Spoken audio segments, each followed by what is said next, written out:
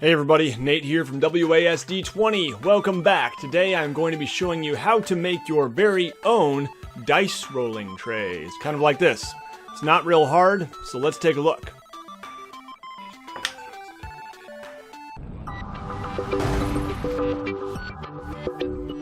So, the foundation of our DIY dice trays today are these wooden boxes here. I came across these and immediately my mind went to, dice trays. How could I not? And I've been meaning to do this for a while. I got these boxes, I have to admit, from my kids' toy box. This, my friends, is a Melissa and Doug Lace and Trace Farm Animals box. Beautiful. It works perfectly. Yes, I'm stealing from my children. The other one here is a Shure Classic Handmade animal flashcards or alphabet flashcards. And yeah, so I just found these when we were, getting rid of toys for the move and giving stuff away and throwing stuff away, and I snagged them for my own use. But unlike me, you probably do not have some of these sorts of boxes here. This one in particular has a nice spot for dice, as you can see. But if you don't have them, I assure you, you can easily find very similar simple pine boxes at local craft shops like Michael's, for example. Or check the description below, and I even put some links to some Amazon products that would do, some bamboo boxes or whatever. I have been using these boxes as dice trays as is for a while now in trying to encourage my players, especially my 5 and 8-year-old players, to keep their dice on the table. But even my adult players have trouble with it. And in doing so, sometimes they don't want to use them. And I'm trying to make that more attractive, so I thought I'm gonna make these nicer. I'm gonna make these more like real dice trays, and so that's what we're going to be doing today. They are going to be, fairly simple. I'm not going all out. The quality is not going to be at the same level as many dice boxes you could buy for, probably similar prices actually. But I like making things myself. This one in particular, you notice, has this cool plastic cover here. And I don't know if I'll maybe clean that up with some Goo Gone and actually use it so that I can use it as a travel case for carrying dice and other stuff. Maybe I won't. But anyway, we're going to give this a go here. If you don't have any boxes that are similar, again, check out the local craft shops or the Amazon links in the description below. But let's get going and take a look. So the steps in our process today are going to be, first of all, trying to get rid of this writing on the side by decorating the sides with a Sharpie with mainly Dwarven runes. Secondly, we will be staining them to make them darker and look nice. And then we are going to apply a finish. And lastly, we will apply a felt bottom so that there's a nice surface to roll on. Another thing I would recommend doing that I didn't do is sanding them first. That's just a very good idea when you're staining and finishing anything. You should probably sand it. So my first step was inscribing some sacred runes in the side of this thing, and I'm just going to be using a Sharpie. Yeah, it would be awesome if I had like a wood burner or something like that. That would be so cool.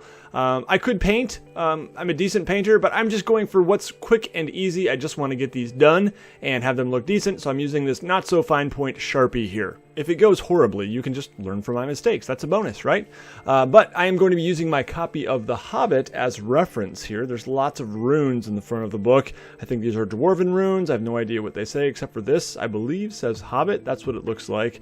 Other than that, it's all going to be just Dwarven gibberish. I'm going to be picking random runes, and hopefully I don't end up accidentally summoning a demon or saying something like, I don't know, Dwarven treasure tastes like pancakes, but we'll see. So inscribing some runes or any other decoration on the side is totally optional, but it is something I wanted to do mainly to cover up the writing on the sides of the boxes. So the first thing I'm going to do is actually just put a box over this Melissa and Doug logo here. And in doing so, I'm hoping that it will end up looking okay in the end. So I'm going to put a box here, just kind of make it a big black block, and then around it I'm going to be inscribing some runes. I'm going to be putting a black block on the other side as well, and eventually I decided to put some black blocks on the corners of the box just to kind of tie it together a little bit. In the end, I wasn't super happy with the result, but I really wanted to get rid of any remnants that this was a children's toy, because nothing breaks immersion at the RPG table more than Melissa and Doug Lace and Trace Farm Animals. Now, I have this part sped up, and I'm not actually writing in Dwarven this quickly, but in terms of writing the actual runes, I definitely learned as I went and got much better by the end of it. One thing I might recommend is making a light pencil guideline at the bottom, or at the bottom and top, just so you can keep it straight. I didn't always. Another thing that I found helped a lot is when I got to the right end of it, because I'm right-handed, it really helped to flip it upside down and write the runes upside down. But overall, it went okay. There was a little bit of bleed because it's a Sharpie, but not too bad. With the Dwarven runes completed on both of them, I headed out to my porch for a little staining. I used this Minwax pre-stain on one of them, and the other one I tried not using it, and basically you just dip a rag in, just as you would with stain, and you wipe it onto the wood. And this is supposed to allow for a more even and smooth staining. And basically it does lighten the stain a little bit, so that's something to be aware of. But it just makes it smoother. And I did like the look of the dice box with the pre-stain more than the one without, for sure. Of course, for staining, I definitely recommend you have a well-ventilated area. For me, that was my front porch.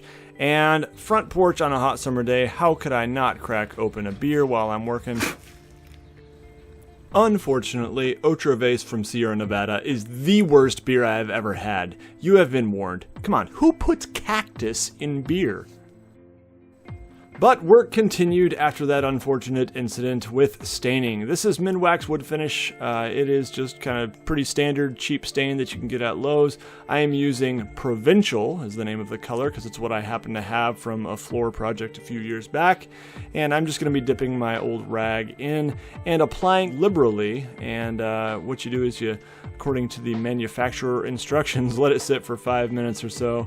And then you go back and you wipe off the excess. Staining is definitely an optional step, but it's something that I wanted to do just to give it a nice dark look.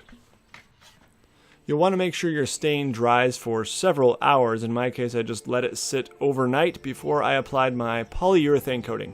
This is a clear coat that is going to protect and seal our wood and make sure the stain doesn't bleed or anything like that.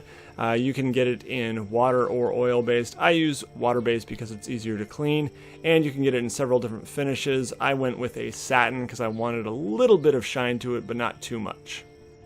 It's nice to get a good thick coat for good protection, but at the same time you don't want to let it pool in the corners because then it just gets gross and it takes forever to dry.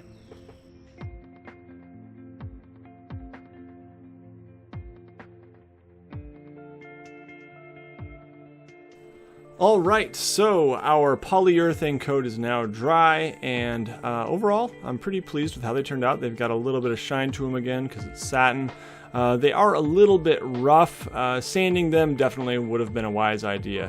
As you can see here, the one on top is a little bit darker. The one on bottom is lighter, and that's because I used that pre-stain. It also could have something to do with the wood, but I do recommend using that pre-stain conditioner. I like how this one turned out quite a bit better, other than the big black marks on the side, which I don't know, I'm just not a fan of. I just wanted to cover up the old writing, I guess, and I couldn't think of any better solution.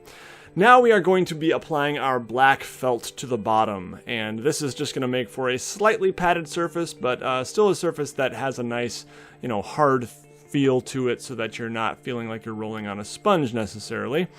So I got this at the fabric store, and it comes in sheets. I'll put a link to the Amazon product down below for felt. You can buy it in many different colors. I just got black. I kind of wish I had gotten maybe one red, but one of these sheets is just straight up felt, and the other one, the one on the bottom in this case, is actually an adhesive felt that has a sticky backing to it that I have to peel off and apply like a sticker. This is where my inexperience as a crafter really comes through. I did not end up cutting all the way to the edge here. I thought I had it in the corner and I thought I was good, but I've just got my X-Acto knife and I am making a cut in the corner and trying to cut through. It took a couple times to get all the way through, but this is the one with the sticky backing, so I just peel it off and stick it down, and it ended up looking okay.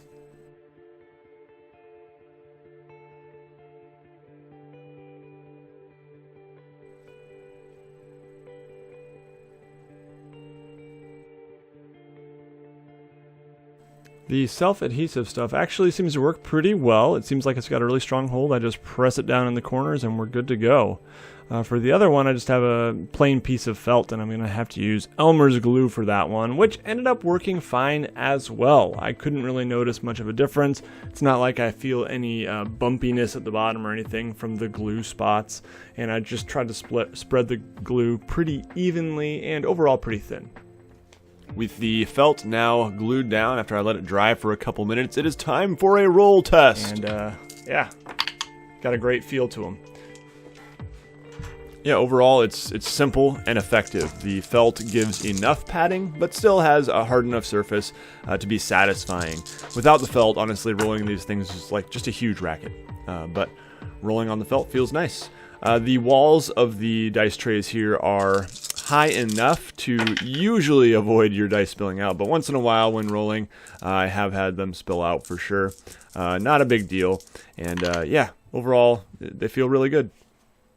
So in terms of evaluating my own work here, I gotta say that overall I'm really pleased with how they turned out. Certainly I could have taken more care in making them and made them higher quality, and I'm not a big fan of the black rectangles on the sides, but you know, I wanted to cover up that previous text, and that's what I came up with. I also will say that I think maybe adding some felt to the bottom would probably help too, and I might do that, or even some little felt circles sometimes can help. Both in covering up some of the stuff on the bottom that doesn't look so nice, and also in providing a little cushion between the tray and the table.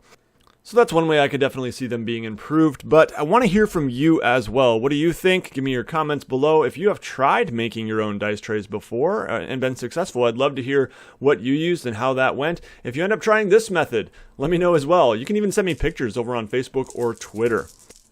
If you enjoyed this video and you want to learn how you can support WASD20, there are two very easy ways you can do that. One is by joining with these wonderful patrons of mine. Patrons, I want to thank you for your support. There's a link to my Patreon account down in the description below.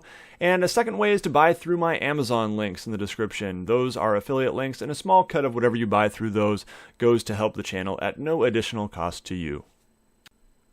I want to thank you all very much for joining me today, and I hope you have a good one. Everybody take care, happy gaming, and you'll see me again very soon.